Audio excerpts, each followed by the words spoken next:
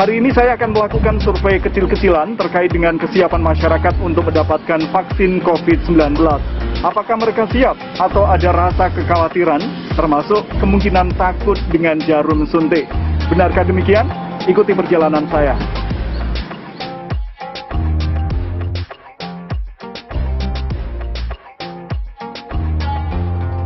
Saya menemui sejumlah warga di berbagai lokasi berbeda. Ternyata memang benar, meski terdengar sepele, namun tidak mau divaksin karena alasan takut jarum suntik masih kerap saya temukan.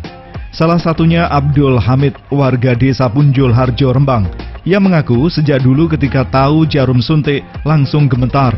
Pria yang berprofesi sebagai tukang ojek ini enggan divaksin apabila menggunakan jarum suntik. Tapi jika ada kemungkinan diteteskan, Abdul Hamid baru siap.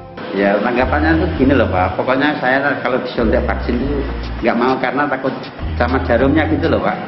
Ya pokoknya takut, nggak berani, nggak berani Pak. Iya. Abdul Hamid tidak sendiri, simak pula penuturan Suheri, seorang pemulung dari desa Kebonagung, Kecamatan Sulang. Ia juga merasa trauma kalau melihat jarum suntik. Mau dipaksa seperti apapun, tetap menolak divaksin. Ya takut disuntik aja. Iya. Iya. Nah, kalau nggak pokoknya dipaksa aja, tetap nggak mau. Saya orang sehat begitu. Komentar serupa dilontarkan Keman, Kusir Dokar, warga desa Weton, Rembang. Ia mengungkapkan sejak kecil sangat jarang disuntik karena takut. Ketika sakit selalu menghindari suntik dan memilih minum obat. Kulo malah banget ini kalau buatin nate nyuntik ini bener nate kalau suntik. Buatin nate wes. Buatin nate malah kulo ajri ngoten. Menanggapi fenomena tersebut, Kepala Dinas Kesehatan Kabupaten Rembang, Ali Sofi, menyatakan pemberian vaksin Sinovac hanya menggunakan jarum suntik, tidak ada cara lain, semisal model tetes. Menurut Ali, penyuntikan adalah hal biasa dan tidak perlu ditakutkan. Ali mengingatkan target supaya penyebaran COVID-19 dapat diputus apabila 2/3 dari jumlah penduduk memperoleh vaksin. Di Kabupaten Rembang, angka sasaran mencapai 400.000 orang lebih. Hampir sama dengan vaksinasi yang lain ya.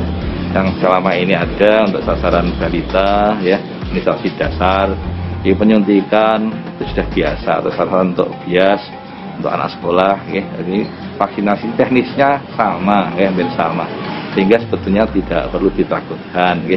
Apakah kemudian metodenya memang dengan penyuntikan, itu pun sebetulnya tidak masalah. Tentu vaksin yang sekali lagi yang sudah diuji, kemudian dipakai ini adalah vaksin yang sudah aman, sudah teruji, demikian sehingga sekali lagi tidak perlu dikhawatirkan, ya.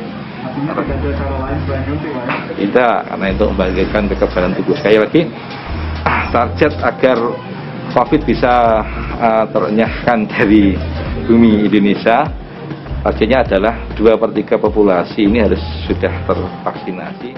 Tentu saja tidak semua warga menolak. Di sisi lain, banyak pula warga yang siap menerima vaksin dan akan menyukseskan kegiatan tersebut.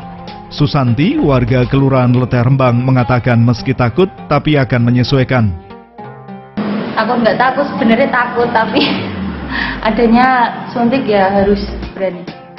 Imam Rahmat Saputra, pemilik angkringan di Jalan Pemuda Rembang, siap mendukung vaksinasi karena sangat berharap pandemi COVID-19 bisa lekas berakhir. Ia merasakan betul dampak pandemi begitu luar biasa, termasuk memukul usaha mikro seperti miliknya. Malah mau mas, ya mas. Kenapa mas?